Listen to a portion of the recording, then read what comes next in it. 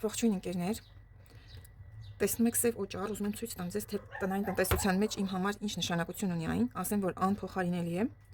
եթե գիտեք, շատ հակաբակտերիալ ազդեցություն ունի, միաժամանակ մինիմալ քիմիական բաղադրություն ու անվնաս է։ Դրա համար նախընտրում եմ այն շատ օգտագործել, նույնիսկ լվացքի գել եմ օգտագործում, պատրաստված այս օճառով, մանրացնում եմ այն, որպեսզի հեշտ լուծվի ջրում եւ տաք, բայց ոչ եռման ջրի մեջ երկար ժամանակ պահում եմ, ժամանակ առ ժամանակ խառնելով։ Վերածվում է իսկական գելի, հատկապես սառելուց հետո, եթե ուզում եք նաեւ ինչ-որ հոտավետ ազդեցություններ ունենա, ես ինքս չեմ անում, բայց կարող եք եթերային յուղեր լցնել, քիչ քանակությամբ իհարկե,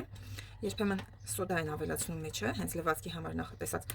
օգտագործման եղանակի ժամանակ։ Ես այս գելը օգտագործում եմ գրեթե ամենուր։ Օրինակ, առաջ շատ օգտագործում էի վանիշը, որպես լաքահանիչ միջոց շորերի համար, դե երեխաները փոքր են, շատ են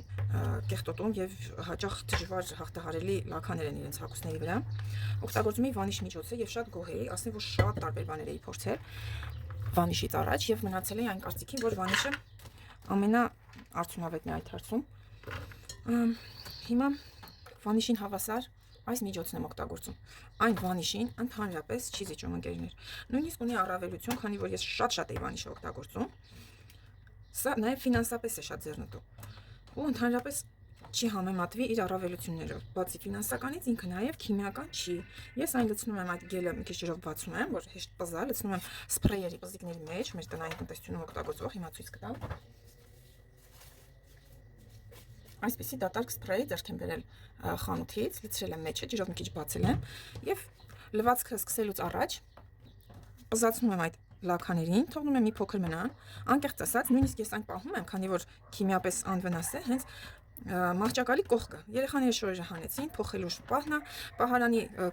կողքը դրված զամբյուղի, լվացքի զամբյուղի մեջ գցելուց առաջ, ես այն պզացնում եմ այդ լաքաների վրա։ Եվ մինչև այդ զամբյուղը օրվա ընթացքում իրան համապատասխան լցվելուն ժամին կհասնի լվացքի մեքենա կդատարկվի, այդ շորը այդ ընթացքում բավականին արդեն հասնում է այս նյութով ներծծվի, նյութը ազդում է լաքան բավականին մեղմացնում է եւ դարձնում է հեշտ անցանելի։ Առաջ վանիշն էի նույն մեթոդով օգտագործում, բայց պահում էի բաղնիքում, որպեսզի քիմիան հեռու լինի երեխաներից, ու այդքան երկար չէր մնում շորերի վրա, դե վանիշը նաեւ չի կարելի, որ շատ երկար մնա, կարող է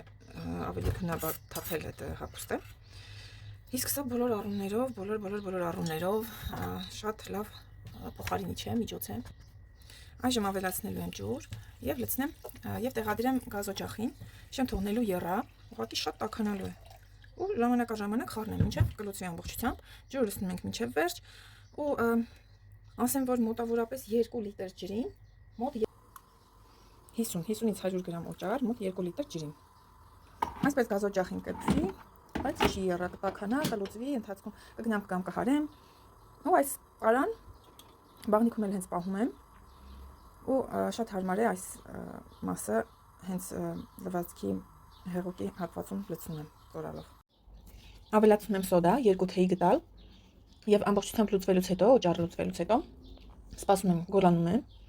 գոլ վիճակում լցնում եմ սպրեյերի մեջ, որոշ մասը, որոնք որ պետք է որպես սպրեյ օգտագործվեն։ Ինտերներ նաեւ ուզում եմ ձեզ ասել, որ իմ էջում կան բաց տարբերակով տեղադրված մի քանի վիդեոներ ճանապարհային երթևեկության կանոնները ուսուցանող եւ դրանք դիտելով հավանելու դեպքում կարող եք նաեւ ձեռք բերել բավականին մատչելի մնացած բոլոր ավտոթեստերը եւ ճանապարհային երթևեկության տեսական քննությունը հանձնել շատ հեշտ ու կարևորը սովորած տրամաբանորեն, այլ ոչ թե անգիր արած։